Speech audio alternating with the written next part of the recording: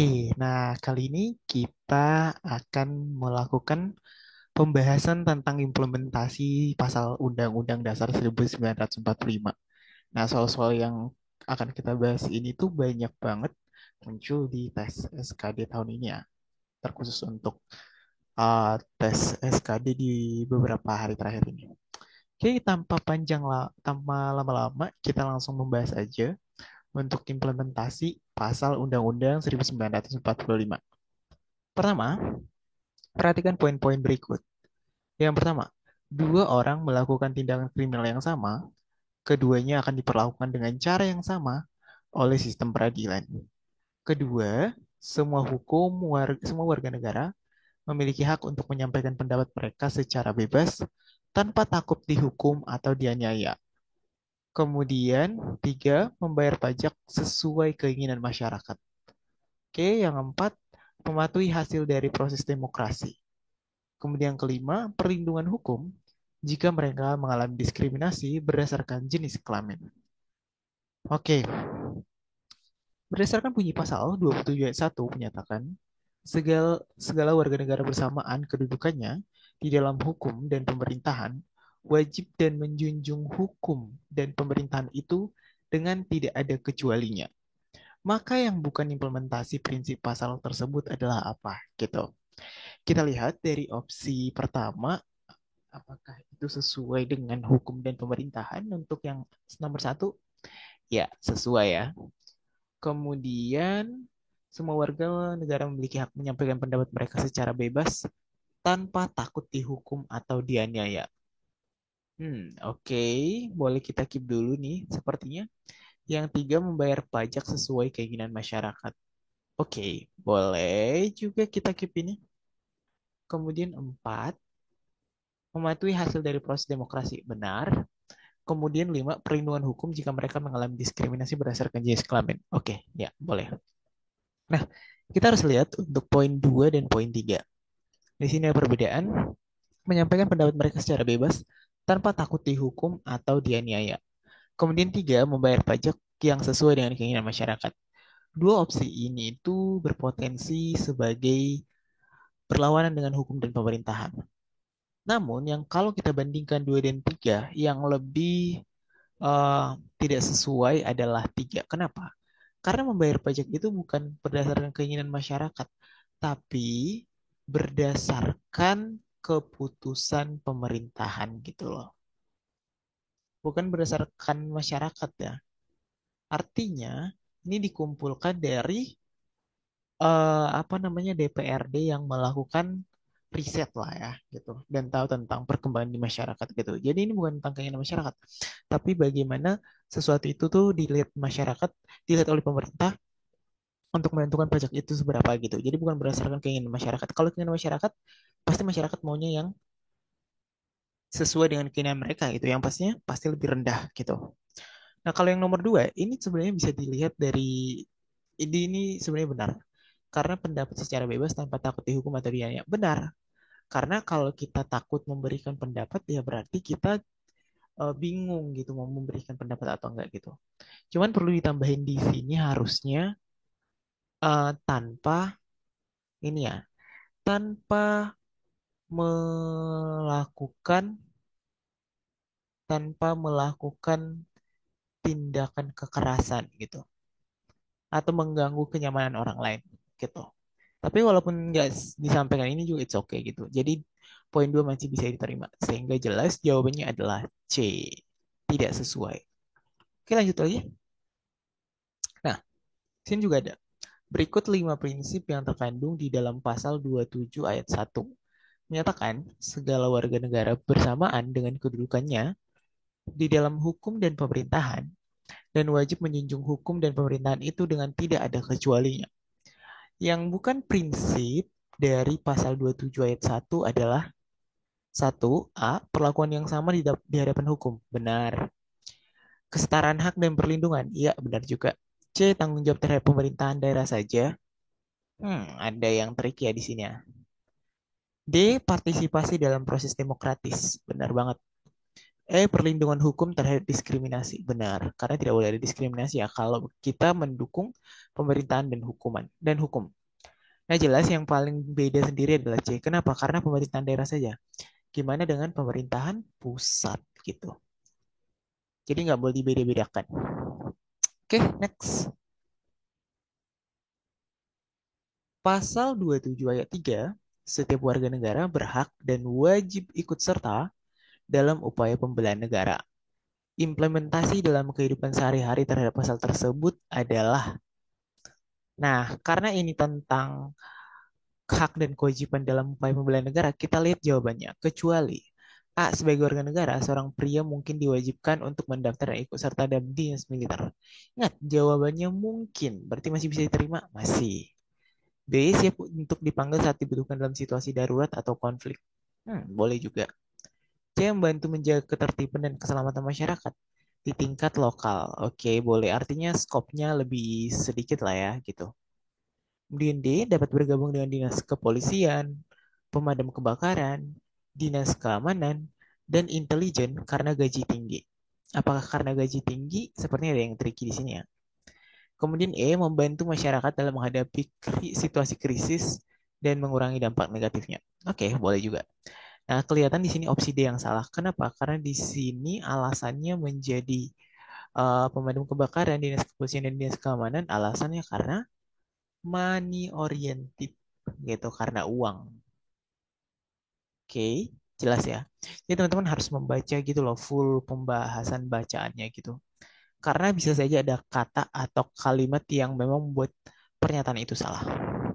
Oke, jelas jawabannya D.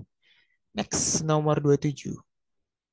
Nah, pada pasal 27, setiap warga negara berhak dan wajib ikut serta dalam upaya pembelahan negara.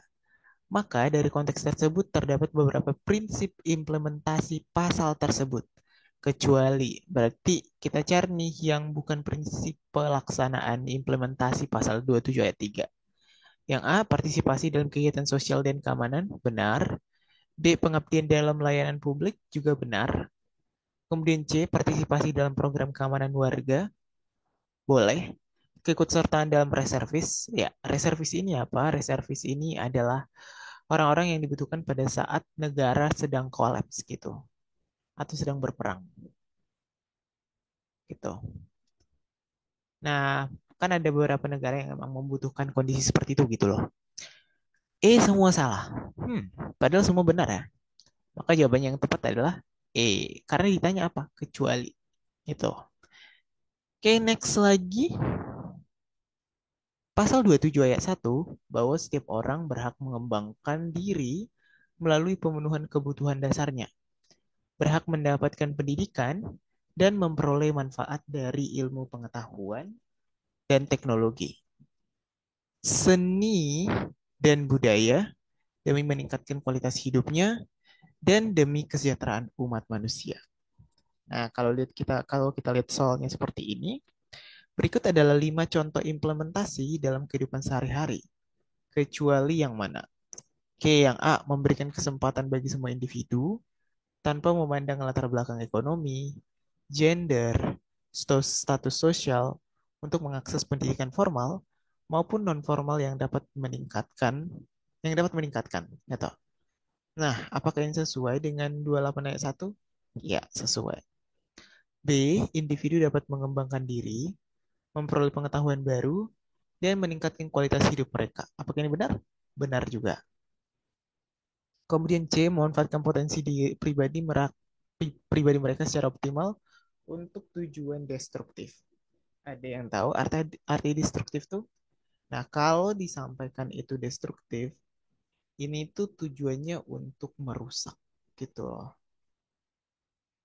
Berarti jelas, manfaatkan potensi pribadi mereka secara optimal untuk tujuan destruktif, apakah benar? Salah. Tapi kita lihat dulu apakah masih ada yang lebih salah lagi. Yang D, kesempatan bagi individu untuk terlibat dalam kegiatan seni, seperti menghadiri pertunjukan musik, teater, museum, serta mengakses karya seni dan warisan budaya. Ini boleh. Kemudian upaya pemerintah masyarakat dalam memajukan pembangunan ekonomi, menciptakan lapangan pekerjaan yang layak, meningkatkan akses terhadap pelayanan kesehatan, dan perumahan yang layak, serta memperkuat jaringan sosial yang membantu masyarakat yang rentan dan membutuhkan. Oke, benar, karena ini ya mengembangkan diri itu gitu. Jadi jawabannya yang salah adalah C. Kenapa? Karena dia menggunakannya itu untuk di luar dari pemenuhan kebutuhan dasar gitu dan bukan untuk ini untuk meningkatkan kualitas hidup gitu dan kesejahteraan umat manusia. Karena kan tadi itu tujuannya untuk merusak. Oke, next lagi. Nah, pasal 28 ayat 1 bahwa setiap orang berhak mengembangkan diri melalui pemenuhan kebutuhan dasarnya, berhak mendapatkan pendidikan dan memperoleh manfaat dari ilmu pengetahuan dan teknologi, seni dan budaya demi meningkatkan kualitas hidupnya dan demi kesejahteraan umat manusia. Berikut adalah 5 prinsip implementasi dan kehidupan sehari-hari dari pasal tersebut ialah kecuali yang A, akses pendidikan. Benar, karena kan di sini kan kebutuhan dasarnya bisa juga. B, akses teknologi dan informasi. Benar. Pengembangan bakat dan minat sebagai tambahan saja. Oke, kita keep. D, akses ke seni dan budaya. Benar. E, pembangunan kesejahteraan umum. Benar. Berarti yang salah di mana? C, kenapa? Karena minat dibagi sebagai tambahan saja, padahal minat itu sebagai hal yang utama juga gitu loh. Tapi walaupun di banyak tempat emang menganggap minat itu hanya sebagai pelengkap saja. Nah, konteksnya itu tuh salah. Harusnya jawabannya itu minat sebagai hal yang utama juga. Gitu. Oke, next lagi.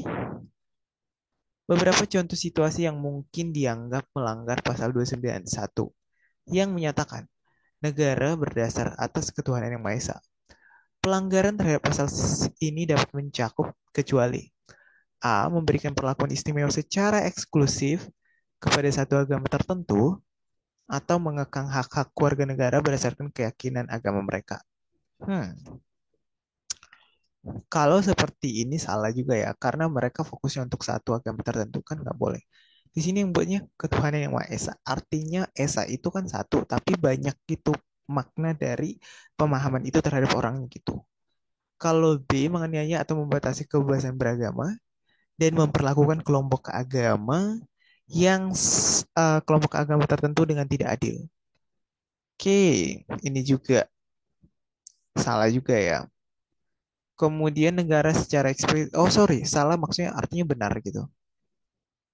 Kemudian C, negara secara eksplisit melarang atau membatasi praktik keagamaan tertentu tanpa alasan yang sah. Ini juga salah, ini juga benar gitu, karena kan ditanyakan pelanggarannya ya.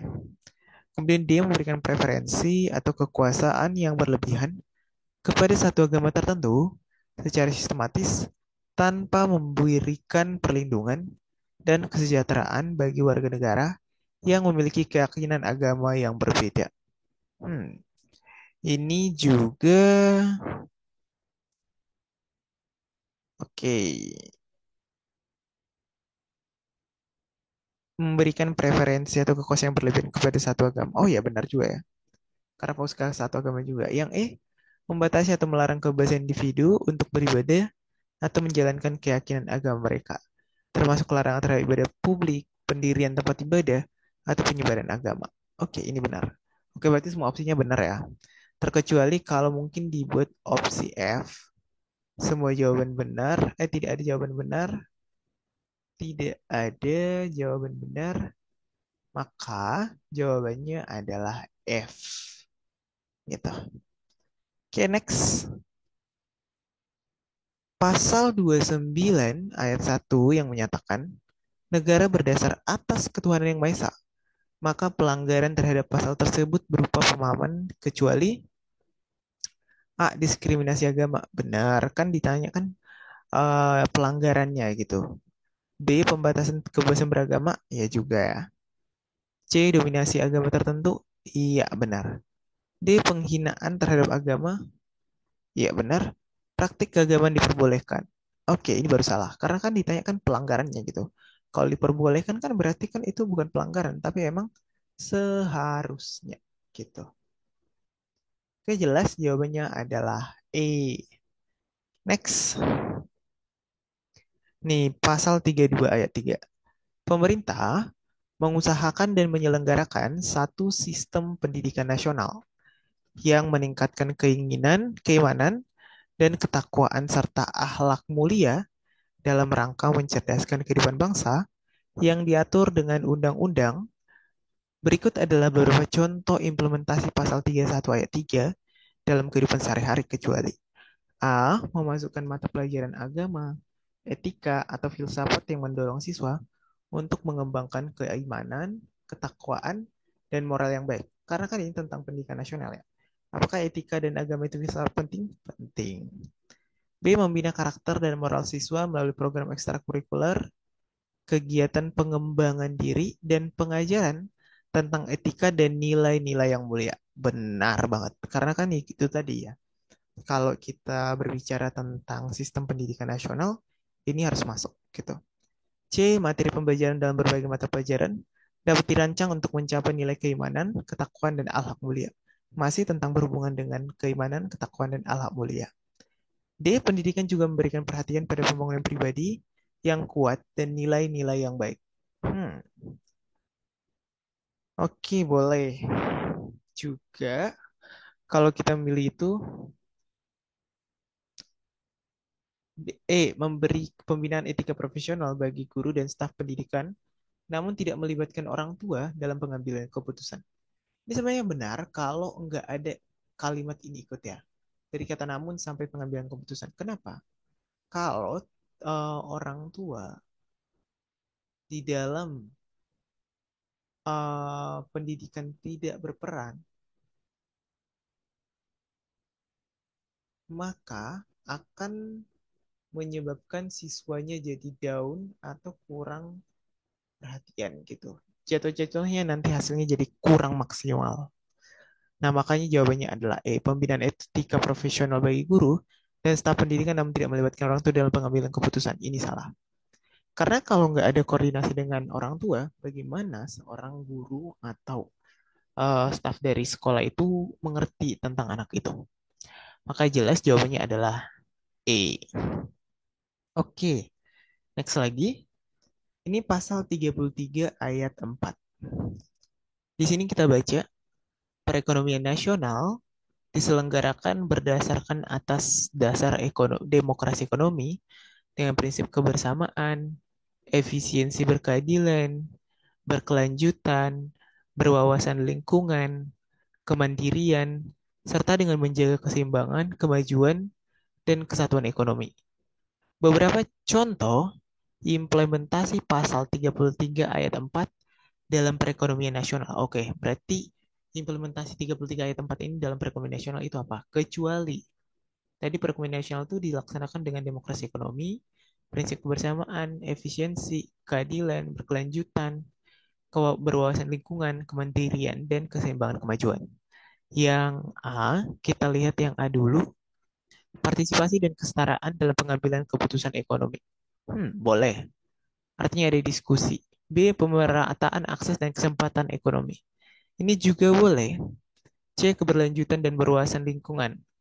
Kalau kita lihat di sini, apakah benar ini masuk? Kenapa? Karena di sini ada berwawasan lingkungan. Kemudian dia kemandirian ekonomi dengan meminjam dana dari luar negeri. Boleh. Pemeliharaan keseimbangan dan kesatuan ekonomi nasional ini juga boleh. Tapi kayaknya kalau kita pilih lagi, yang kurang tepat di sini adalah D. Kenapa? Karena di sini ada meminjam dana dari luar negeri. Sebenarnya ini bisa kalau kondisi negara sedang kolaps gitu. Tapi kan sekarang lagi nggak kolaps dan nggak selalu mesti kalau dengan meminjam dana dari luar negeri itu namanya bukan kemandirian ekonomi. Itu masih dependensi gitu. Atau masih belum mandiri. Makanya jawabannya adalah D. Oke, pasal 34 ayat 2. Negara mengembangkan sistem jaminan sosial bagi seluruh rakyat dan memberdayakan masyarakat yang lemah dan tidak mampu sesuai dengan martabat kemanusiaan, maka penerapan dalam kehidupan secara konkret adalah kecuali. Nah, kalau sistemnya tentang jaminan sosial bagi seluruh masyarakat, kita lihat A, negara dapat mengembangkan sistem jaminan sosial berupa jaminan kesehatan universal yang memberikan akses penuh terhadap pelayanan kesehatan masyarakat bagi seluruh rakyat. Benar. Kemudian B, negara dapat memberdayakan masyarakat yang lemah dan tidak mampu melalui program bantuan sosial dan perlindungan sosial. Ini mencakup pemberian tunjangan sosial kepada keluarga miskin, anak-anak yatim piatu, penyandang disabilitas, atau lanjut usia yang tidak mampu secara ekonomi. Kemudian E, memberdayakan masyarakat yang lemah dan tidak mampu secara ekonomi. Karena ini tentang pengembangan sistem jaminan sosial bagi seluruh rakyat, yang C juga benar ya. Yang B juga benar tadi.